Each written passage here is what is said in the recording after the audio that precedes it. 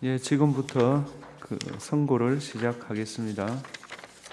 2024 헌나 2호 감사원장 탄핵 청구인 국회 피청구인 감사원장 체제해. 이 사건은 피청구인이 직무집행에 있어 헌법이나 법률을 위반했는지 여부, 파면 결정을 선고할 것인지 여부에 관한 것입니다. 먼저 주문을 선고하고 법정 의견의 요지는 김영두 재판관께서, 재판관 이미선, 정정미, 정계선의 별개 의견의 요지는 정정미 재판관께서 설명하겠습니다. 탄핵 사건이므로 선고 시각을 확인하겠습니다. 지금 시각은 주문, 이 사건 심판 청구를 기각한다. 법정 의견의 요지를 말씀드리겠습니다. 국회는 피청구인 감사원장이 크게 4가지 사유에서 헌법 및 법률을 위반하였다는 이유로 탄핵 심판 청구를 하였습니다. 그것은 첫째로 감사원의 독립성을 훼손하였다는 것이고, 둘째, 국민권익위원장 등에 대한 감사가 표적감사라는 것입니다. 그리고 셋째로 감사원장으로서 의무를 위반한 것들이 있다는 것이고, 넷째로 국회의 자료 제출 요구를 거부한 것이 위법하다는 것입니다. 먼저 첫 번째 소추 사유인 감사원 독립성 훼손에 관련하여 피청구인에게 탄핵 사유가 인정되는지 여부를 말씀드리겠습니다.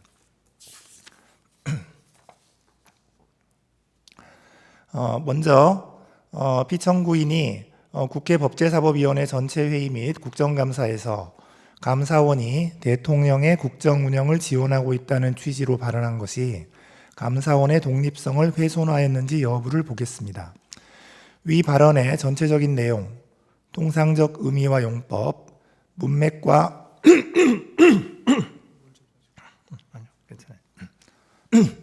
문맥과 표현의 전 취지, 표현의 경위 등을 종합하면 감사원이 대통령의 국정 운영을 지원한다는 것은 감사원의 성실한 감사를 통하여 원활한 국정 운영에 기여할 수 있다는 취지로 해석할 수 있습니다. 위 발언이 대통령과의 관계에서 독립성 및 중립성을 포기하고 감사를 편향적으로 시행한다는 의미였다고 단정하기 어렵습니다. 설령 발언 내용에 다소 부적절하게 보이는 부분이 있다고 하더라도 피청구인의 발언은 국회의원의 질문에 대한 대답 과정에서 수동적으로 이루어진 것입니다. 또한 대통령이 국가원수로서의 지위를 고려할 때 국가 전체를 이롭게 한다는 의미로 받아들여질 여지가 없지 않습니다. 이러한 사정을 종합하면 피청구인의 발언이 감사원의 독립성이나 감사 기능에 대한 국민의 신뢰를 실추시킬 우려가 있는 것이라고까지 평가하기는 어렵습니다. 따라서 피청구인의 발언이 감사원의 직무상 독립을 규정한 감사원법 2조 1항, 국가공무원법 63조의 품위 유지 의무에 위반된다고 볼 수 없습니다. 다음으로 피청구인이 공익감사 청구 처리 규정을 개정하여 국무총리에게 공익감사 청구권을 부여하는 것이 감사원의 독립성을 훼손하였는지 여부를 보겠습니다. 감사원법 23조는 선택적 회계검사 사항에 대하여 국무총리의 요구가 있는 경우 검사를 할 수 있도록 정하고 있습니다.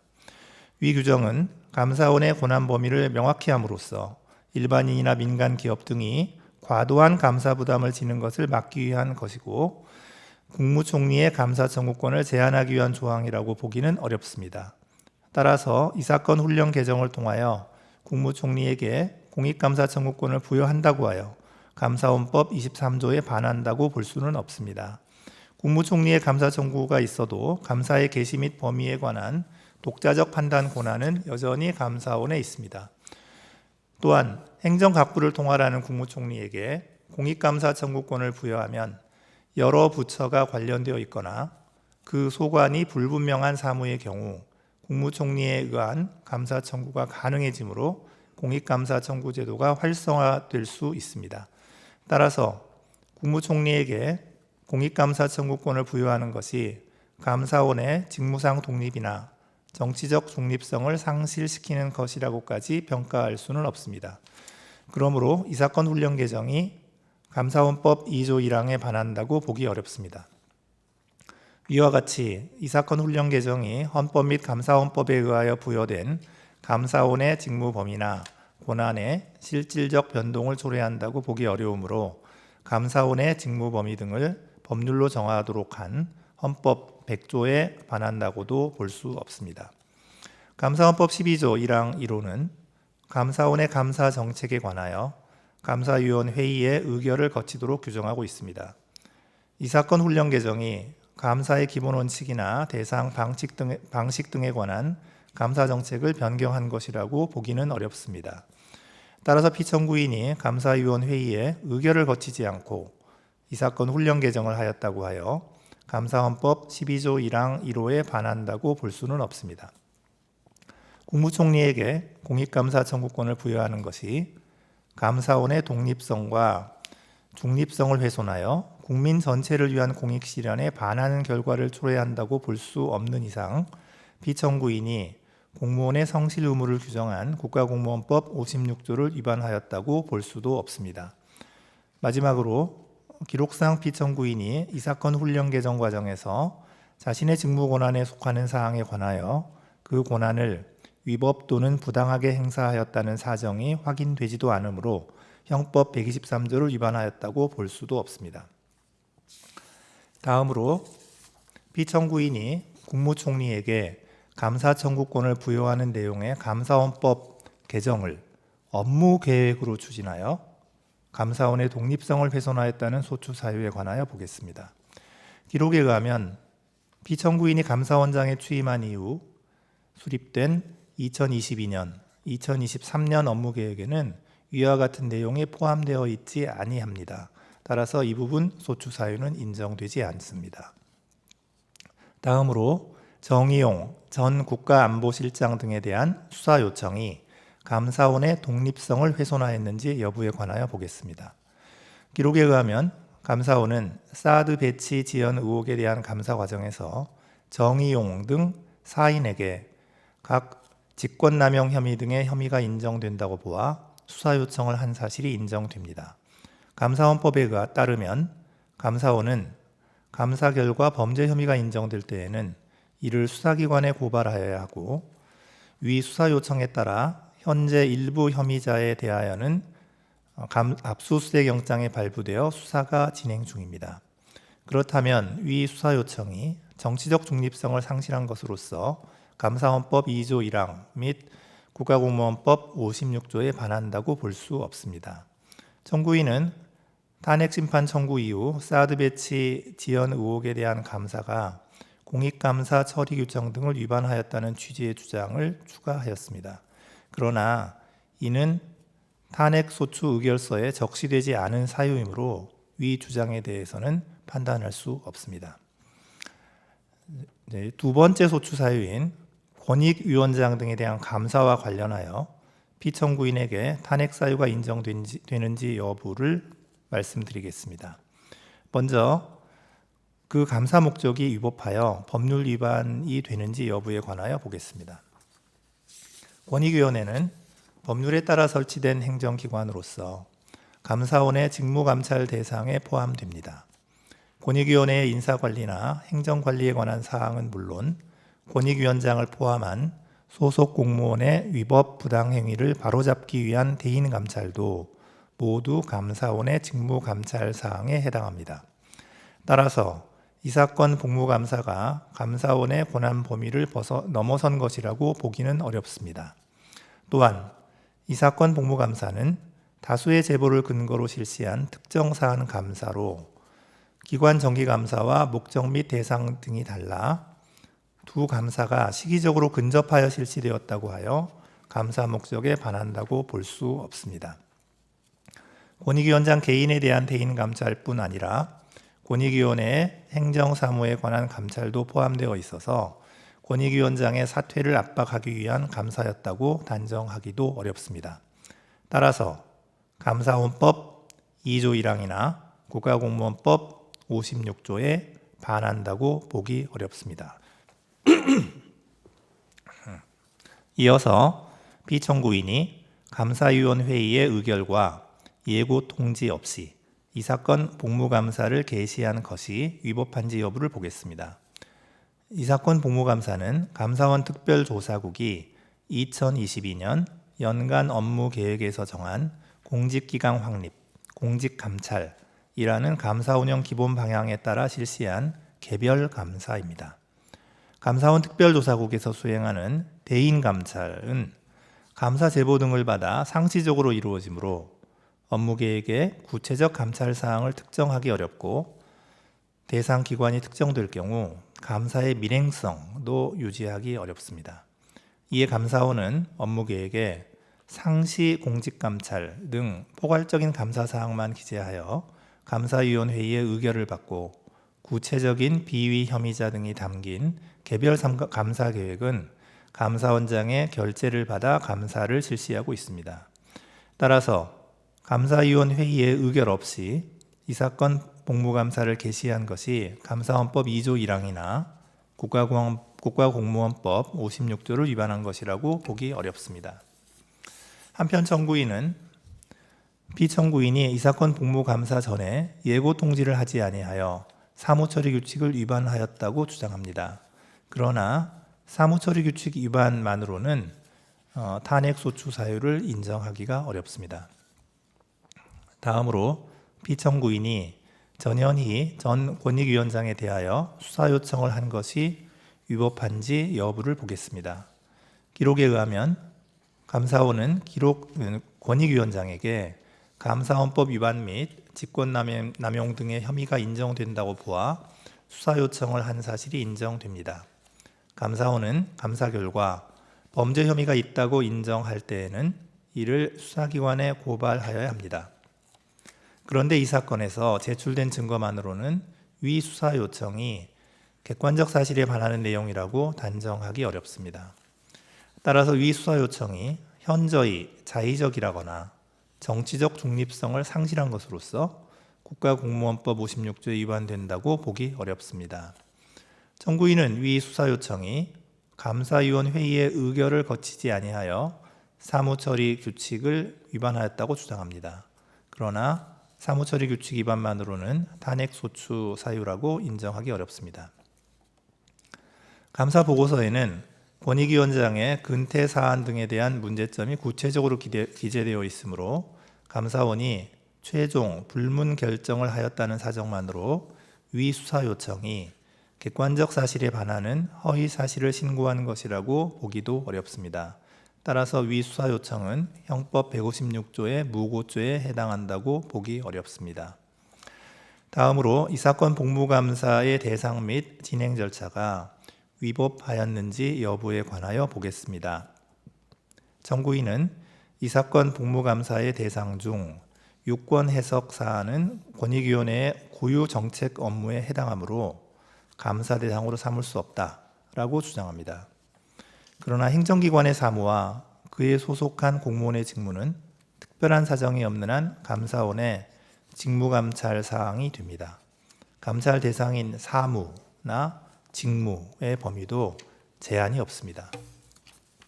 따라서 유권 해석 사안에 대한 감사가 감사원법상 인정된 감사원의 직무 범위를 넘어선 것이라거나 국가공무원법 56조를 위반한 것이라고 볼 수 없습니다. 청구인은 피청구인이 강압적인 감사를 하고 이 사건 복무감사와 관련한 사항을 언론에 공개하여 감사원법 등을 위반하였다고 주장합니다.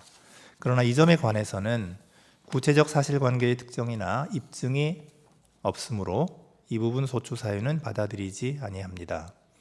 청구인은 가사도 민원 사안에 대한 감사가 이 사건 복무감사의 목적 범위를 벗어난 것이라고 주장합니다. 그러나 가사도 민원 사안에 대한 감사는 권익위원회의 업무 처리 절차가 적정하였는지 여부를 점검함으로써 공직기강을 확립하고자 한 것이었습니다. 따라서 그 감사가 이 사건 복무감사의 목적 범위를 벗어났다고 보기 어렵습니다. 그러므로 행정조사기본법 4조 1항 및 국가공무원법 56조에 위반되지 않습니다. 다음으로 이 사건 복무감사에 관한 감사보고서를 시행하는 과정에서 피청구인이 전산부서로 하여금 주심위원회 열람이 없이 감사보고서의 시행이 가능하도록 전자문서 시스템을 변경하게 한 행위가 위법한지 여부에 관하여 보겠습니다. 감사원 훈령인 감사사무 등 처리에 관한 규정에 따르면 감사위원 회의에서 감사 결과 처리안을 변경하여 시행하도록 의결된 때에는 주심위원회 열람을 받아 감사 결과를 시행하도록 되어 있습니다. 위 규정은 주심위원에게 실질적인 열람 결재 권한을 부여한 것으로 감사원장이나 다른 감사위원이 주심위원회 열람 결재를 대체할 수 있다고 보기 어렵습니다. 설령 주심위원회 협조를 기대하기 어려운 예외적 상황이 발생하였다고 하더라도 적법한 절차에 따라 관련 제도와 규정의 정비를 통해 문제를 해결하였어야 합니다. 그런데 피청구인은 오로지 감사 보고서를 즉시 시행시킬 목적으로 유효하게 시행 중이던 훈령 규정의 효력을 일시 정지시키는 내용의 방침을 전달하였으므로 감사원 훈령의 제정이나 개정 절차를 준수하였다고 보기 어렵습니다. 이는 피청구인이 법령상 허용된 권한 범위를 벗어나 주심위원회 열람 권한을 침해한 것이므로 국가공무원법 56조에 위반됩니다. 다만 피청구인은 감사 결과의 시행이 늦어지는 것을 막기 위해 부득이하게 이러한 조치를 취한 것으로 보이고 이를 통하여 감사 결과의 내용을 왜곡하거나 감사 결과에 부당한 영향을 미쳤다고 보기는 어렵습니다. 그렇다면 위법 부당의 정도가 직권남용에 이른 경우라고 단정하기 어렵고 피청구인에게 직권남용의 고의가 있었다는 점이 합리적 의심의 여지 없이 증명되었다고 볼 수 없습니다. 따라서 형법 123조의 직권남용죄에 해당한다고 보기 어렵습니다. 한편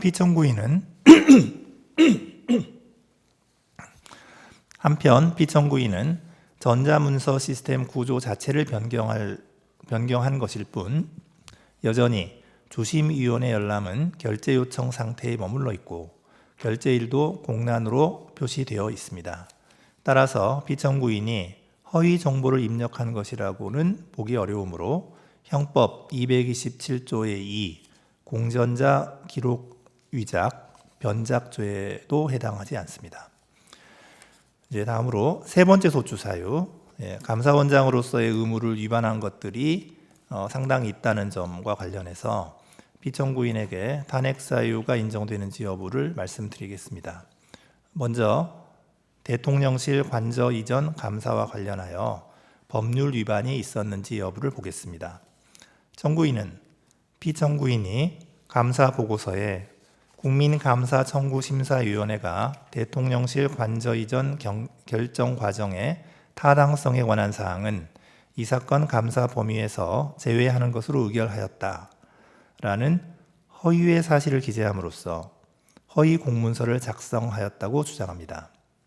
그러나 감사 청구서 등의 기재 내용, 국민감사청구심사위원회의 심사 내용, 관련 법령이 정한 국민감사 청구의 대상 및 감사원의 직무감찰 범위 등을 종합적으로 고려하면 참여연대의 감사 청구 사항 중 대통령실 관저 이전 의사결정 과정의 직권남용 등 부패 행위 및 불법 여부에 관하여 실시하기로 한 감사의 내용은 대통령실 관저 이전 결정 과정에서 관련 법령이 정한 절차를 준수하지 아니한 법령 위반 행위가 있었는지 여부라고 보는 것이 타당합니다.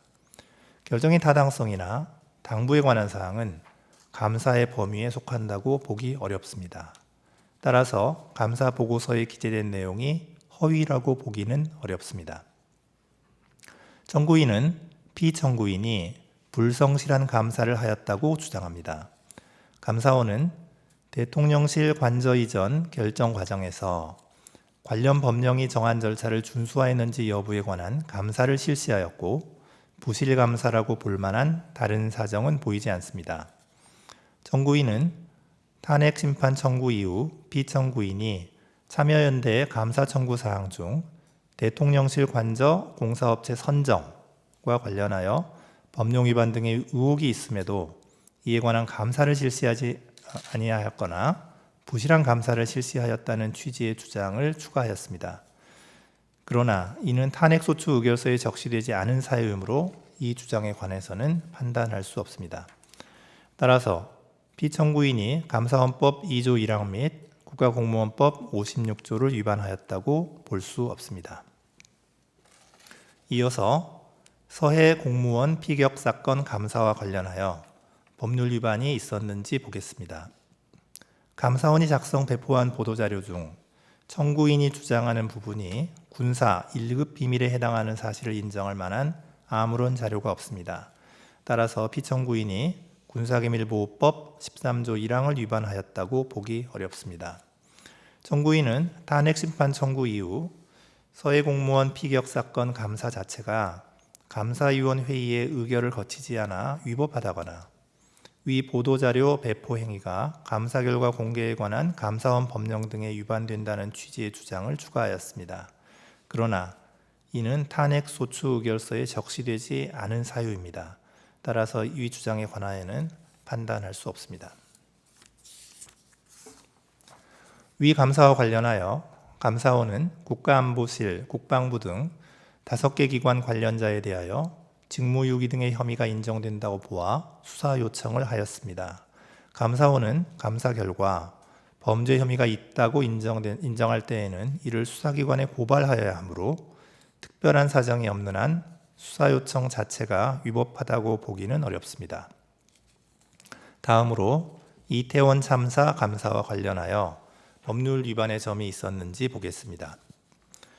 이 부분 소추 사유는 피청구인이 2023년 연간 업무 계획에 이태원 참사 사건과 관련한 구체적인 감사 계획이 수립되어 있었음에도 그러한 감사 계획이 없다라는 허위 내용의 발언을 하고 같은 내용의 보도 참고 자료를 작성 배포하였다는 것입니다.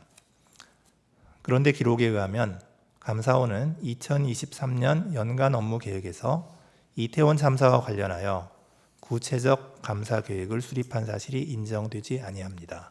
따라서 이 부분 소추 사유는 인정되지 않습니다. 다음으로 월성 원전 1호기 조기 폐쇄 감사와 관련하여 법률 위반의 점이 있었는지 보겠습니다. 이 부분 소추 사유는 피청구인이 감사원장으로 취임하기 전의 행위입니다. 그래서 피청구인의 감사원장으로서의 직무집행에는 해당하지 않습니다. 피청구인은 탄핵심판 청구 이후 청구인은 탄핵심판 청구 이후 피청구인이 위 감사와 관련한 판결에 불복하는 등 위법한 감사를 지속하였다는 취지의 주장을 추가하였습니다. 그러나 이는 탄핵 소추 의결서에 적시되지 아니한 사유이므로 이에 관하여는 판단할 수 없습니다. 다음으로 중앙선거관리위원회에 대한 감사와 관련하여 법률 위반의 점이 있었는지 보겠습니다. 중앙선거관리위원회에 대한 감사는 합의제 기관인 감사위원회의의 의결에 따라 실시된 것이므로 특별한 사정이 없는 한 피청구인이 감사원장의 지위에서 행한 행위라고 보기 어렵습니다. 따라서 이 부분 소추 사유를 피청구인이 감사위원회의의 구성원으로서 한 위 감사 실시에 관한 의결을 문제 삼는 것으로 보더라도 기록상 피청구인이 감사위원에게 부여된 권한을 그 취지에 명백하게 어긋나게 행사하였음을 인정할 자료를 찾아볼 수 없습니다. 따라서 이 부분 소추 사유는 인정되지 않습니다. 네 번째 소추 사유인 피청구인이 국회 법제사법위원회의 서류 제출 요구에 응하지 않고 현장 검증 당시 기록의 열람을 거부한 행위가 위법한지 여부에 관하여 보겠습니다. 먼저 법제사법위원회의 서류 제출 요구에 관하여 보겠습니다. 법제사법위원회의 2024년 9월 25일자 의결에 따라 이루어진 서류 등의 제출 요구는 제출 요구일 하루 전인 2024년 10월 6일 감사원에 송달되었습니다. 정청래 위원 등의 2024년 9월 24일자 서류 제출 요구 목록은 제출 요구일 2일 내지 5일 전인 2024년 9월 25일 감사원에 송달되었습니다. 위원회 제적위원 3분의 1 이상의 요구로 이루어진 전현희, 이성윤 위원의 2024년 9월 30일자 서류 제출 요구 목록은 제출 요구일 2일 내지 3일 전인 2024년 9월 30일 감사원에 송달되었습니다. 따라서 위 서류 제출 요구들은 서류 제출 요구가 늦어도 제출 요구일 7일 전에 송달되어야 한다라는 국회에서의 증언 감정 등에 관한 법률이 정한 절차를 준수하였다고 보기 어렵습니다. 그렇다면 적법한 절차에 따라 서류 제출 요구가 있었다고 보기 어려우므로 피청구인의 서류 제출 거부 행위는 국회 증언 감정법에 위반된다고 볼 수 없습니다. 다음으로 현장 검증에 관하여 보겠습니다. 이 사건 현장 검증 실시 통보서는 국회 증언 감정법이 정한 절차를 준수하여 송달되었습니다. 피청구인은 현장 검증 실시 중에 회의록 열람을 거부하였고 국회 증언 감정법상 검증을 거절할 수 있는 사유에 관한 소명도 이루어지지 않았습니다. 따라서 이러한 열람 거부 행위는 국회 증언 감정법 10조 4항 및 4조 1항에 위반됩니다. 다만 감사원은 감사원의 직무상 독립성을 저해할 우려가 있어서 감사위원회의 회의록을 제출할 수가 없다라는 취지의 답변서를 제출하였습니다. 이에 비추어 보면 감사원장인 피청구인이 구체적으로 직무를 수행해야 할 자기 의무가 있는데도 이를 저버린다고 인식하고 의무를 이행하지 않은 것으로까지 보기는 어렵습니다. 따라서 위 열람 거부 행위 등이 형법 122조 직무유기죄에 해당한다고는 볼 수 없습니다. 피청구인이 감사원장으로서의 권한을 남용하여 감사원 소속 공무원으로 하여금 국회에 서류 제출 요구 등을 거부하도록 지시하였다는 점은 이를 입증할 만한 자료가 없습니다. 따라서 형법 123조에 직권남용죄가 성립한다고 보기 어렵습니다. 마지막으로 앞서 인정된 법률 위반 사항들이 피청구인을 파면할 정도로 중대한 법 위반에 해당하는지 여부에 관하여 종합적으로 살펴보겠습니다. 감사원장의 파면을 요청할 정도로 중대한 법 위반인지 여부는 법 위반 행위가 헌법 질서에 미치는 부정적 해악과 감사 기능의 독립적 수행을 위하여 신분이 보장되는 감사원장의 헌법상 지위 등을 함께 고려하여 판단하여야 합니다. 피청구인은 감사원의 전자문서 시스템을 변경하여 주심위원회 열람 없이 감사보고서를 시행할 수 있도록 함으로써 국가공무원법 56조를 위반하였습니다.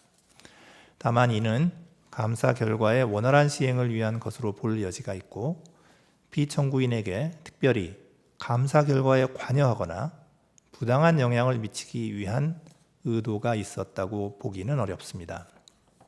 또한 피청구인은 국회위원회 현장 검증 당시 감사위원 회의의 회의록에 대한 열람을 거부함으로써 국회 증언 감정법을 위반하였습니다. 그러나 감사위원회의 운영 등에 관한 규칙에 의하면 감사위원 회의의 회의는 공개하지 않도록 정하고 있고 이는 감사원의 직무상 독립성과 정치적 중립성을 확보하기 위한 것으로 보입니다. 또한 피청구인은 현장 검증 당시 감사 보고서 등을 공개하고 감사위원 회의에 참여하였던 감사위원들을 증인으로 참석하도록 하였습니다. 이러한 점을 고려하면 피청구인이 법질서를 무시하거나 이에 역행하고자 하는 적극적인 의도로 법률을 위반하였다고 보기는 어렵습니다. 그렇다면 피청구인의 법 위반이 헌법 질서에 미치는 부정적 영향이나 해악의 정도가 중대하여 피청구인에게 간접적으로 부여된 국민의 신임을 박탈하여야 할 정도에까지 이르렀다고 단정하기 어렵습니다. 따라서 피청구인의 파면을 정당화하는 사유가 존재한다고 볼 수 없습니다. 이상입니다. 재판관 이미선, 재판관 정정미, 재판관 정계선의 별개 의견의 요지를 말씀드리겠습니다. 이 사건 심판 청구가 기각되어야 한다는 결론에 있어서는 법정 의견에 동의하나 피청구인이 전자문서 시스템을 변경한 행위, 국회위원회의 현장 검증 시 회의록 열람을 거부한 행위에 더하여 이 사건 훈령 개정으로 국무총리에게 감사 청구권을 부여한 행위 역시 감사원의 독립성과 중립성을 훼손하는 것으로서 헌법 및 감사원법 등에 위반된다고 봅니다. 먼저 이 사건 훈령 개정이 감사원법 2조 1항 및 23조를 위반하였다는 점에 대해서 보겠습니다. 감사원은 사정 기능을 담당하는 권력기관으로서 직무상 독립성과 정치적 중립성을 중요한 요소로 합니다. 감사원이 감사 과정에서 정치적 편향성을 가질 경우 표적 감사 내지 면죄부 감사가 될 수 있어 감사 기능의 본래 목적을 충족하지 못하기 때문입니다. 감사원의 독립성은 감사원의 전신인 심계원 설립 당시부터 보장되어 왔습니다. 헌법 및 감사원법은 감사원의 직무상 독립성과 중립성을 보장하기 위하여 감사원장 및 감사위원의 임기 보장, 신분 보장, 겸직 및 정치운동의 금지 등을 규정하고 있습니다. 다만 감사원은 직제상 대통령 소속 하에 있고 대통령은 감사원장 및 감사위원에 대한 임명권 등 감사원의 인적 구성에 관한 권한을 가지고 있어 감사원의 독립성과 중립성에 한계로 작용하고 있습니다. 그럼에도 피청구인은 이 사건 훈령 개정을 통해 대통령을 보좌하는 국무총리에게 공익감사 청구권을 부여하였는 바 이는 감사원이 지니는 위와 같은 독립성의 한계를 더욱 가중시킬 우려가 있습니다. 국무총리는 대통령을 보좌하는 행정부의 2인자로서 국정 전반에 관하여 대통령의 명을 받아 포괄적이고 종합적으로 행정 각부를 통할할 권한을 가지고 있습니다. 따라서 국무총리는 행정 각부의 장과 달리 행정 전반에 걸친 포괄적인 감사 청구가 가능합니다. 공익감사 청구 처리 규정에 의하면 감사원이 감사 개시 여부를 독자적으로 판단하여 결정하도록 하고 있으나 위와 같은 국무총리의 지위와 영향력을 고려하면 사실상 국무총리의 감사 청구가 있음에도 감사원이 감사 개시를 하지 않을 가능성은 기대하기 어렵습니다. 더구나 공익감사 청구 처리 규정은 국무총리로 하여금 감사 청구 시 감사원과 미리 협의하도록 규정하여 감사 방향에 관한 광범위한 행정 개입의 가능성을 증대시킬 수 있습니다.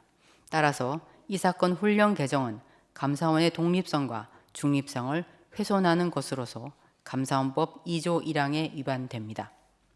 한편 감사원법 23조는 선택적 회계 검사 사항에 한하여 국무총리에게 감사 청구권을 부여하고 있습니다. 국무총리의 앞서 본 지위와 영향력, 헌법과 법률이 감사원의 독립성과 중립성을 보장하고 있는 취지 등을 고려할 때 감사원법 23조에 규정된 국무총리의 감사 청구권은 위 조항에 규정된 선택적 회계 검사 사항에 한하여만 제한적으로 인정된다고 해석함이 타당합니다. 따라서 이 사건 훈령 개정은 선택적 회계 검사 사항에 한하여 국무총리에게 감사 청구권을 부여한 감사원법 23조에도 위반됩니다. 다음으로 이 사건 훈령 개정이 헌법 100조, 감사원법 12조 1항 1호를 위반하였는지에 관하여 보겠습니다. 헌법 100조는 감사원의 직무 범위 등에 관한 사항을 법률로 정하도록 규정하고 있습니다. 국무총리의 감사 청구가 감사원의 기능 및 독립성에 미칠 부정적 영향을 고려할 때 국무총리에 대한 공익감사 청구권 부여는 감사원이 직무 범위에 관한 실질적 변경을 초래할 수 있으므로 이는 법률 개정을 통하여 이루어져야 합니다. 또한 감사원법 12조 1항 1호는 감사원의 감사 정책에 관하여 감사위원회의 의결을 거치도록 정하고 있습니다. 국무총리에게 공익감사 청구권을 부여하는 것은 감사원의 감사 대상이나 범위에 중요한 영향을 미치는 감사 정책의 변경 사항이라고 볼 수 있으므로 이는 감사위원회의 의결을 거쳐 결정하여야 합니다. 피청구인은 법률 개정 절차 내지 감사위원회의 의결 절차를 거치지 않고 이 사건 훈령 개정을 하였으므로 헌법 100조 및 감사헌법 12조 1항 1호를 위반하였습니다. 다음으로 훈령 개정이 국가공무원법 56조를 위반하였다는 점에 관하여 보겠습니다. 피청구인은 이 사건 훈령 개정을 통해 행정부가 감사원의 독립적인 업무에 관여할 수 있는 통로를 마련하고 감사원을 동원하여 정치적 목적의 감사를 할 수 있는 일말의 가능성을 열어주었습니다. 이는 감사원의 직무상 독립성과 정치적 중립성을 훼손하여 국민 전체를 위한 공익 실현에 반하는 결과를 초래하므로 국가공무원법 56조 위반에 해당됩니다. 끝으로 피청구인을 파면할 것인지에 관하여 보겠습니다. 법정 의견에서 본 바와 같이 전자문서 시스템 변경 행위와 회의록 열람 거부 행위만으로는 법 위반의 중대성이 크다고 보기 어렵습니다.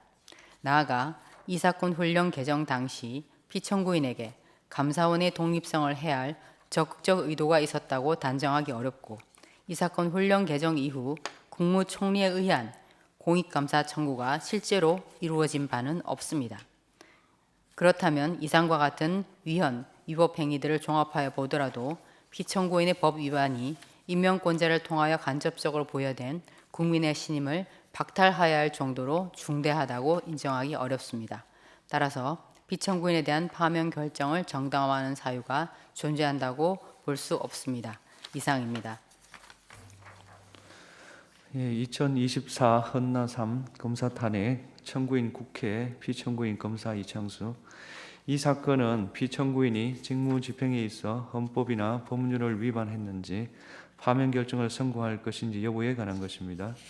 이 사건은 국회의 탄핵소추안 의결 과정에서 필요한 법정 절차가 준수되었고 이 사건 탄핵소추의 주요한 목적은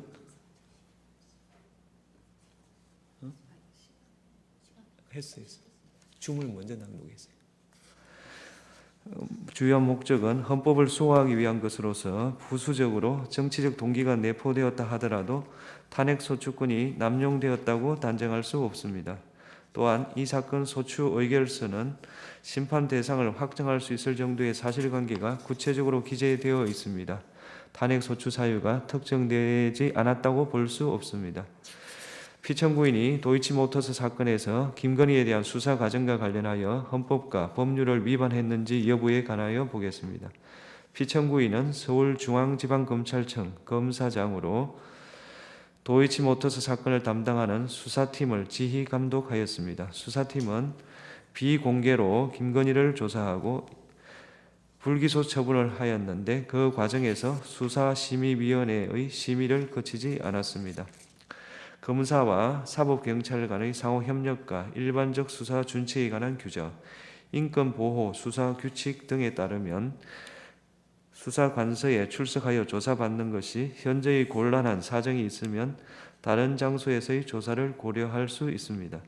현직 대통령의 배우자를 소환하여 조사하는 데 따르는 경호상 어려움, 유사한 전례에 비추어 볼 때 대통령 경호처 부속 청사에서 피의자 조사를 한 것이 부당하게 편의를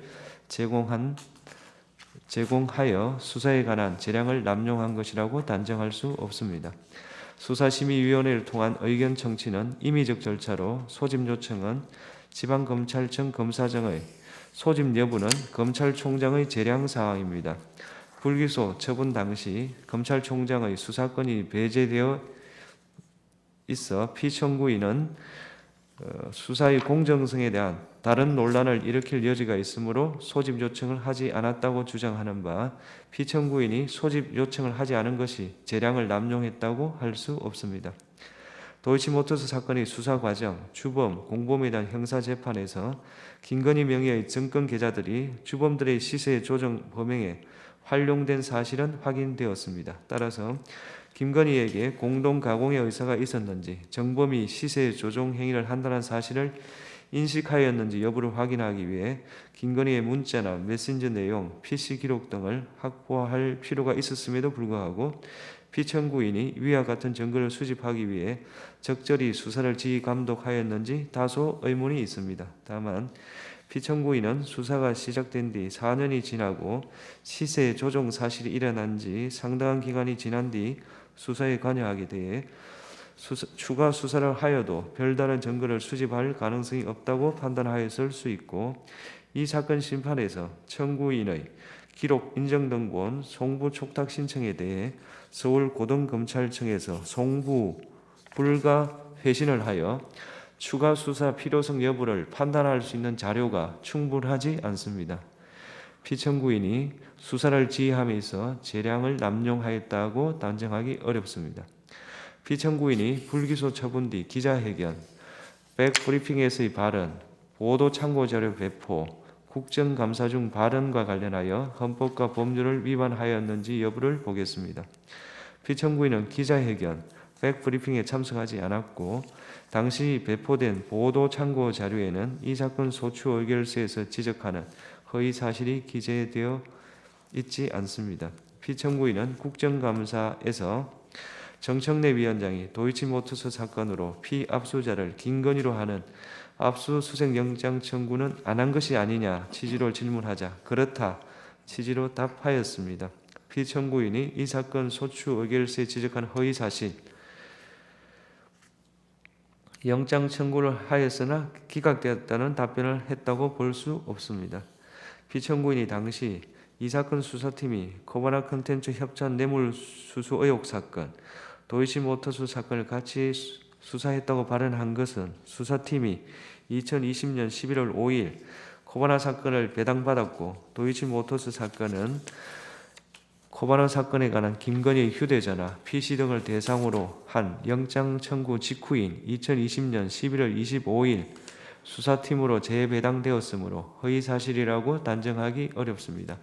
다만 피청구인의 발언으로 인해 법원이 도이치모터스 사건과 관련하여 김건희에 대한 압수수색 영장을 기각했기 때문에 수사팀이 김건희 휴대전화나 PC 등을 압수하여 수사할 수 없었다고 오해할 여지가 있었습니다. 그러나 다른 주범 등의 경우에는 도이치모터스 사건과 코바나 사건을 동시에 적시하여 영장을 청구한 사례가 있기 때문에 피청구인이 김건희에 대해 도이치모터스 사건과 코바나 사건을 동시에 적시하여 영장을 청구한 경우가 없다는 점을 알면서 다른 피의자 사례를 언급한 것이라고 단정하기 어렵습니다. 피청구인은 유상범위원회 전주 중에 압수수색 영장을 청구하여 계좌 추적을 한 사람이 있느냐는 질문에 없다고 답변하였는데, 피청구인은 이 승건에 대한 압수수색 사례의 경우 단순한 전주가 아니라 시세 조종 주범으로 의심되어 압수수색을 한 것이어서 위와 같이 답변한 것이라고 주장하고 피청구인이 허위의 진술을 한 것이라고 단정하기 어렵습니다.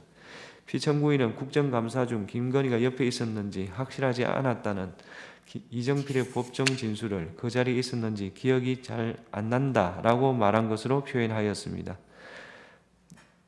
다만 피청구인이 그 차이를 인식하고도 의도적으로 이정필의 법정 진술을 김건희에게 유리하게 변경하여 진술한 것이라고 보이지는 않습니다. 이러한 사정을 종합하면 피청구인의 국정감사에서의 답변이 법령을 위반한 것이라고 볼 수 없습니다.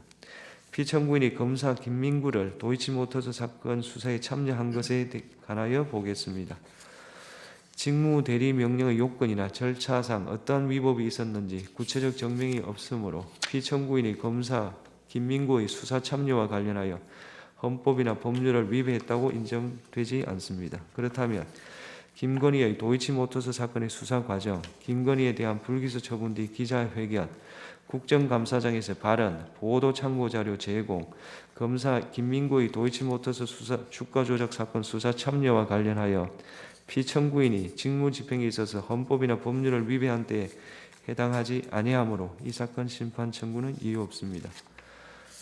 주문, 지금 시각은 주문을 선고하겠습니다. 주문, 이 사건 심판 청구를 기각한다. 2024 헌나사 검사 탄핵, 청구인 국회, 피청구인 검사 조상원. 이 사건은 피청구인이 직무집행에 있어서 헌법이나 법률을 위반했는지 여부, 파면 결정을 선고할 것인지 여부에 관한 것입니다. 이 사건은 앞서 2024 헌나 사무에서 본 것과 마찬가지로 탄핵소추안 의결 과정에서 필요한 법정 절차가 준수되었고 탄핵소추권이 남용되었다고 단정할 수 없으며 탄핵소추 사유가 특정되지 않았다고 볼 수 없습니다. 피청구인이 도이치모터스 주가 조작 사건에서 김건희에 대한 수사 과정과 관련하여 헌법과 법률을 위반하였는지 여부에 관하여 보겠습니다. 피청구인은 서울중앙지방검찰청 4차장 검사로서 김건희의 도이치모터스 주가 조작 사건을 담당하는 수사팀을 지휘감독하였습니다.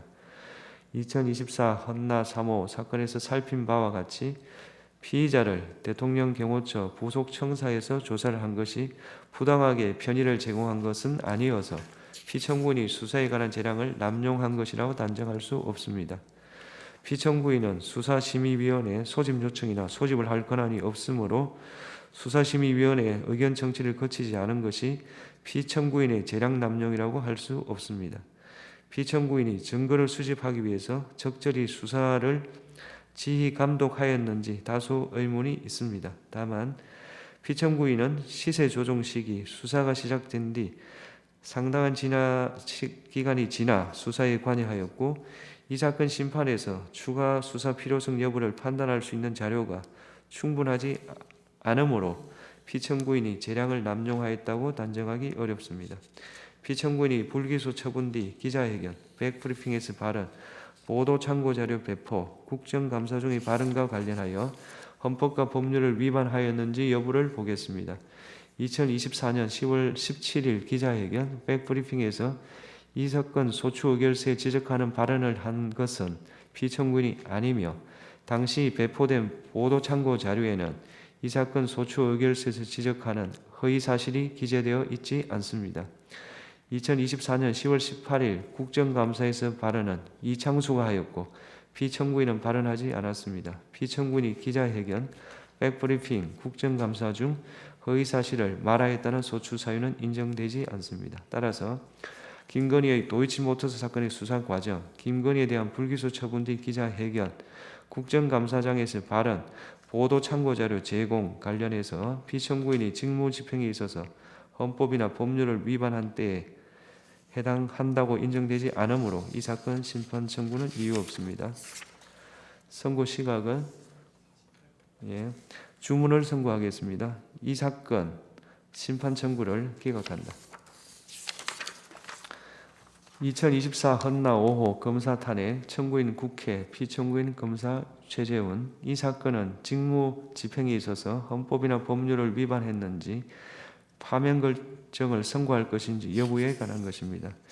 이 사건은 앞서 2024 헌나 3호에서 본 바와 같이 탄핵소추안 의결 과정에서 필요한 법정 절차가 준수되었고 탄핵소추권이 남용되었다고 단정할 수 없으며 탄핵소추 사유가 특정되지 않았다고 볼 수 없습니다.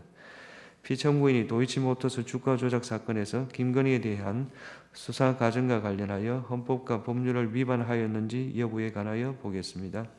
피청구인은 도이치모터스 사건의 수사팀 부장검사로 임명되었습니다. 2024 헌나 3 사건에서 살핀 것과 같이 피의자를 대통령 경호처 부속 청사에서 조사를 한 것이 부당하게 편의를 제공한 것은 아니어서 피청구인이 수사에 관한 재량을 남용한 것이라고 단정할 수 없습니다. 피청구인은 수사심의위원회 소집 요청이나 소집을 할 권한이 없습니다. 수사심의위원회 의견 청취를 거치지 않은 것은 피청구인이 재량을 남용한 것이라고 할 수 없습니다. 피청구인이 위와 같은 증거를 수집하기 위해 적절히 수사를 하였는지 다수 의문이 있습니다. 다만 피청구인은 시세 조정 시기 수사가 시작된 뒤 상당한 기간이 지나 수사에 관여하였고 이 사건 심판에서 추가 수사 필요성 여부를 판단할 수 있는 자료가 충분하지 않으므로 피청구인이 재량을 남용하였다고 단정하기 어렵습니다. 피청구인이 불기소 처분 뒤 기자회견, 백브리핑에서 발언, 보도 참고자료 배포, 국정감사 중 발언과 관련하여 헌법과 법률을 위반했는지 여부에 관해서 보겠습니다. 기자회견 및 백브리핑에서 피청구인은 기자들의 질문에 답하였습니다. 이 자리에서 배포된 보도 참고 자료에는 허위사실이 기재되어 있지 않으므로 보도 참고 자료 배포와 관련하여 형법상 허위 공문서 작성, 동행사죄에 해당한다고 볼 사정은 없습니다. 피청구인은 도이치모터스 사건에서 김건희의 휴대전화 등에 대한 영장 청구를 하였으나 기각되었다가 발언하였는데 이 영장은 코바나 사건에 관한 것입니다. 피청구인은 코바나 사건은 도이치모터스 사건의 수사를 무마하기 위한 것이었다고 의심하였고 영장에 이러한 취지가 기재되어 있었으며 피의자도 서로 겹치는 부분이 있었으므로 기자들에게 위와 같은 맥락을 설명하고자 한 것이라고 주장하고 군호소에 대한 압수수색 영장 등에는 실제로 코바나 사건과 도이치모터스 사건이 함께 피의사실로 기재된 경우가 있습니다. 피청구인은 장시간에 걸쳐 질의응답을 하는 과정에서 도이치모터스 사건과 코바나 사건을 연관지어 설명하다가 다소 모호하여 혼동을 초래하는 발언을 하였을 가능성이 있습니다. 영장 청구가 모두 피청구인이 수사팀으로 발령받기 전 일어난 것으로 피청구인이 실제 사실과 다른 부분이 있다는 것을 명확하게 인식하면서 발언하였다고 단정하기는 어렵습니다. 피청구인이 도이치모터스 사건과 코바나 사건을 동시에 수사하였다고 발언한 것은 수사팀이 두 사건을 모두 담당하였다는 점, 도이치모터스 사건의 고발 시기 등에 비추어 허위라고 보기 어렵습니다. 피청구인은 단순한 계좌주에 대해서는 압수수색 영장을 집행한 사례가 없다고 말하였습니다. 피청구인은 도이치모터스 사건 혐의로 압수수색 영장이 청구된 이 증거는 공동정범이라고 의심되었던 인물이어서 단순한 계좌주가 아니라고 해명하고 이와 달리 부실 수사를 숨기기 위하여 허위 답변을 하고자 한 것이라고 단정하기는 어렵습니다. 피청구인은 이정필이 법정에서 진술한 것을 과장하였습니다. 그런데 피청구인은 이정필의 수사 초기 진술과 법정 진술이 상이하여 다소 부정확한 설명을 하게 되었다는 취지로 해명하고 피청구인이 허위임을 인식하고 의도적으로 발언을 하였다고 인정할 증거가 부족하여 형법상 허위사실 유포에 의한 업무방해죄에 해당하기 어려우며 국가공무원법 56조, 63조를 위반한 것이라고 볼 수 없습니다. 한편 소추 사유 중 피청구인은 국정감사에 출석하지 않았습니다. 국정감사 중 허위사실을 말하였다는 소추 사유는 인정되지 않습니다. 따라서 김건희의 도이치모터스 사건의 수사 과정, 김건희에 대한 불기소 처분 뒤 기자회견, 국정감사장에서 발언, 보도 참고 자료 제공과 관련하여 피청구인이 직무 집행에 있어서 헌법이나 법률을 위반한 때에 해당한다고 인정되지 않으므로 이 사건 심판 청구는 이유 없습니다. 선고 시각이 주문을 선고하겠습니다. 이 사건 심판 청구를 기각한다. 이상 선고를 마치겠습니다.